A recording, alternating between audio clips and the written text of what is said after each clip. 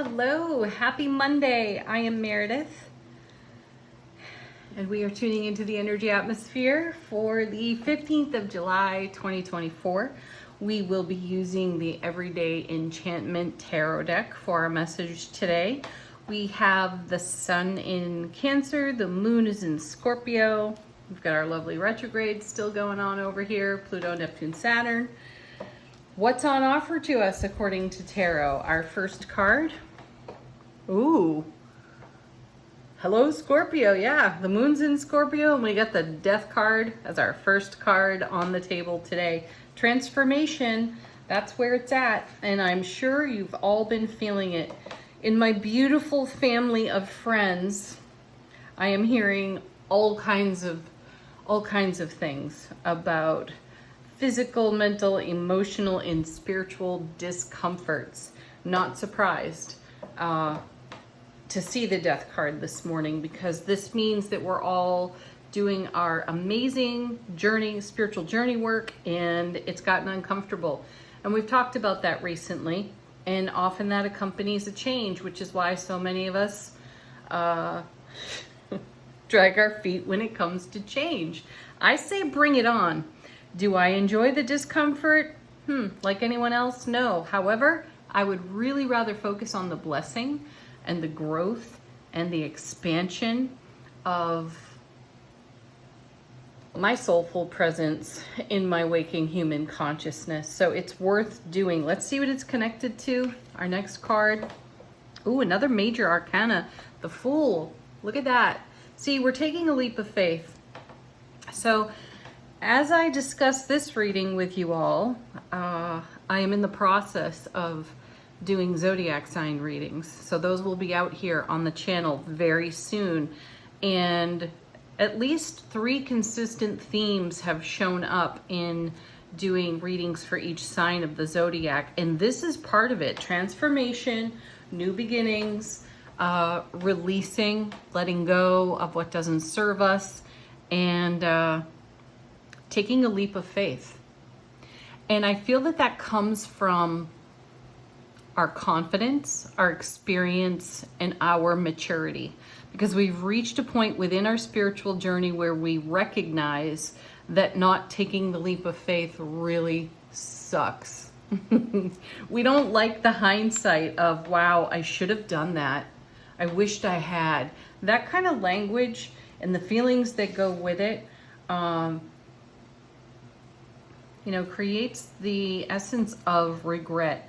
And the leap of faith is worth it. That's what I feel here. You want real transformation. Take the deep dive into yourself and make the change that you've been thinking about, dreaming about. Who cares how hard it is? Who cares how dirty you get in it? Life's messy anyway. So jump right in with both feet is what I feel here between Death and the Fool. And then look at this, another major arcana, and it's the Star. This is all about our dream. This is about everything we keep the faith for in our heart center. And as I so often remind you all, the Star follows the Tower. And any discomforts that we have been experiencing in recent days and or weeks could be related to the way we're tearing down our own tower, the boundaries, the limits that we set or accepted for ourselves, recognizing that we have freedom, we have liberation, and we have the choice to whatever. Fill that in for yourself. You know what it is. So here's the Star, taking a leap of faith through transformation into the Star, right into our dreams and our fulfillments. That's fantastic every day. Yeah, look at that. How perfect. The Knight of Wands. And I feel like that, look at the artwork on this card. That is so much the essence of the leap of faith we're taking here with the Fool. And remember that with the Fool, there's no fear of consequence, which comes out of our confidence and our experience in the journey thus far. And, one of my friends said to me yesterday, she was talking about an experience that was bringing her a level of nervousness. And she said, you know what? I'm not going to die from this. And I said, exactly, you're not. So why are you dragging your feet? Why are you holding yourself back? And she was like, all right, F it, I'm going for it. And that's the feeling that's right here in this card.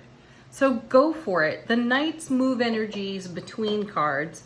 So there's been a bit of a buildup to this leap of faith. And all I can say is thank goodness you're deciding to take an actual action or speak the words that you've been holding back or hanging on to out of some sense of security or even insecurity of, oh my goodness, what will happen if I say or do this? At some point, you just gotta go for it, because who knows what amazing and incredible things await you. So look at the artwork of this beautiful Knight of Wands here. Bring your passion, fire, motivation, skill, talent, bring it all and dive in. Let's see what's next. You know, honestly, I love how this happens. That the Death card and the High Priestess just love to show up together in readings on my tarot table. And here she is, the Divine High Priestess herself. This is what happens when we follow our intuition. You can be nudged, you can have the elbow to the ribs, you can have the desire, but you can drag your feet and come up with as many excuses as your ego can imagine for reasons why not to say or to do this or that. And yet, the one thing that will remain true is your intuition. And you will be encouraged over and over and over again intuitively to take the action, to do the thing. And when you take that action and you do that thing, you're going to do it with full-on, passionate you. Excellent. Go for it. It will create the kind of change you dream about. It will also likely create a sense of personal divine satisfaction, as well as the thrill that gets wrapped up in the little bit of discomfort that we could feel as we maybe anticipate the results of whatever we're up to. So let's see what's on the bottom of the deck. What are we not exactly aware of? And before we even get to the bottom of the deck, my feeling is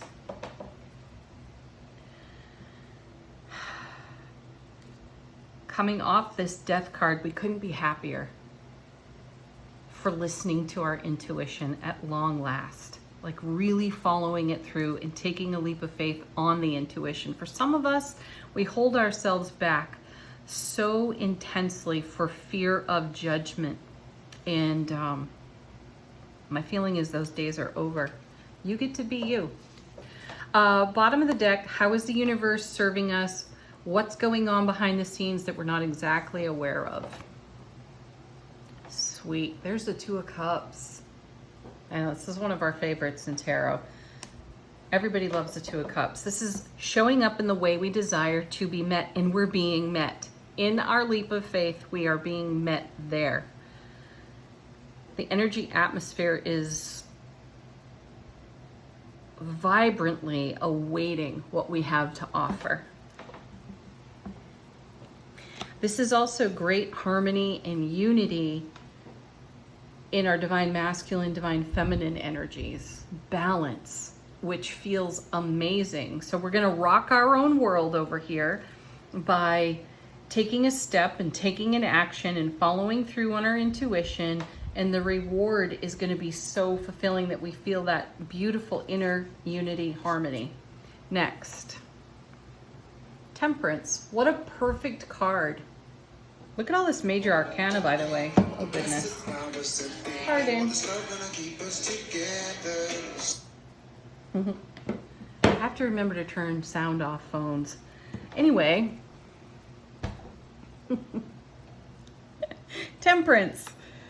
What a perfect card to have here. You know, we've got the Two of Cups, and there's two more cups over here on Temperance, and we're balancing out energies. We're harmonizing energies with Temperance. And when you see Temperance, you're dealing with energetic alchemy. So we're looking at things that we don't think necessarily go together, and that can simply be the inner dialogue conversation that we have between soulful presence awareness and ego, chatter, right? Those two things don't seem to ever mix. What's beautiful about that is that there's always a gift and always an opportunity in that exchange between soulful presence awareness and ego awareness, right? The ego is going to cry protection constantly. What can I do to keep myself safe? How can I stay secure? And so on. And the ego gets out of hand when we move beyond the physical with it, right? So have that inner dialogue with yourself and continue to choose your soulful presence over the ego chatter. Trust that. Allow the divine alchemy to take place in temperance and continue in the energy flow of your leap of faith and everything you foster and nurture within your heart space there off that star card, because this Knight of Wands is how you are showing up, and this Two of Cups is telling you you will be met in this beautiful energy for having listened to and followed through on your intuition. Next, Three of Wands, yes, which is building onto the Four of Wands. And the prior card, the Two of Wands, we stepped across a threshold. This is a card we've seen a lot of, especially in the zodiac readings that will be coming out, as I mentioned. So we've stepped across a lot of thresholds with ourselves. Three of Wands is all about how we're building on a new foundation in a new energy atmosphere. And it does take the leap of faith to make that happen. And this is a very positive sign here. Oh my gosh, 10 of Cups. Do you get better than that? That's the Ace of Cups to the power of 10. That's our love, bliss, joy, happiness overflowing to the power of 10 in our life. And why is that? Because our intuition has guided us there. So validate yourself, have compassion for any fears that rise to the surface for you, and keep going. One more. Seriously, look at that, 4 Wands. Wow. There, we move right from the 3 to the 4 with the 10 of Cups in the middle. So this is what happens when we follow through for ourselves. All right, angel answers.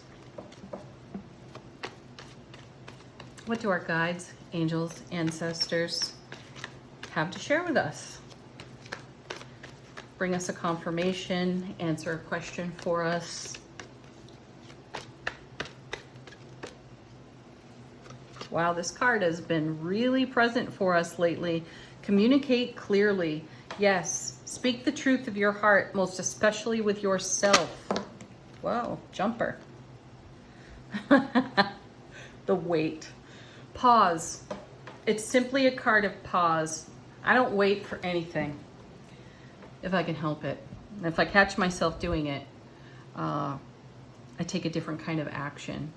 I keep my momentum going. So there's no waiting. There is a pause, though, to gather oneself, collect one's composure, to ground, to center, most definitely.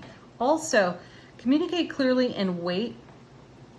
Make sure when conversing with others, you're not interrupting them. And also, give your full attention. Allow whoever is speaking the opportunity to get their words out. Don't cut people off midstream. Yeah, be a good listener and then be a great speaker when it's the appropriate moment.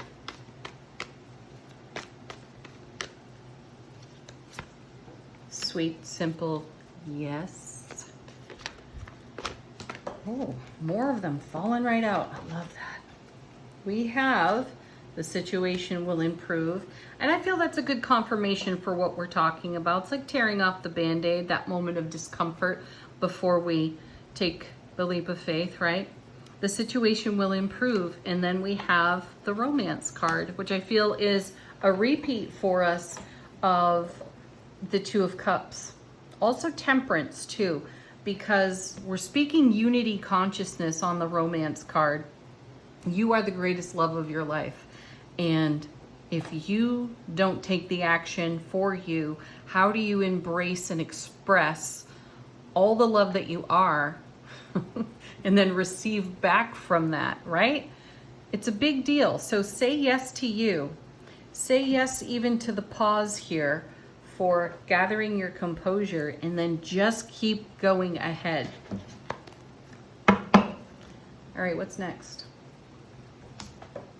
Angels and ancestors. Final word on the reading. How is our soulful presence informing our waking consciousness?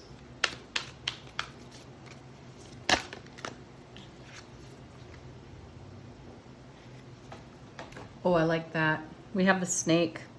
Shed old skin. Talk about transformation. Death card. High priestess too as well. We're shedding an old skin. We're releasing, or we are maturing past an old way of being. And I'm sure you've all seen a snake skin at some point. Can you imagine the kind of energy that has gone into shedding that old skin for that snake, and how tender the first moments with the new skin could be? And perhaps we are feeling just that way. And that's why the pause is there, to take the breath, to gather your energy and say, I'm going for it. This is awesome. I'm going to make it awesome. All right, everybody. Thank you so much, as always, for joining me here on the channel. Be on the lookout for the Zodiac readings. They'll be coming out very shortly. Maybe even I'll have them out sooner than I realize. I'm actually recording this on Sunday, so it's possible I'll get it done.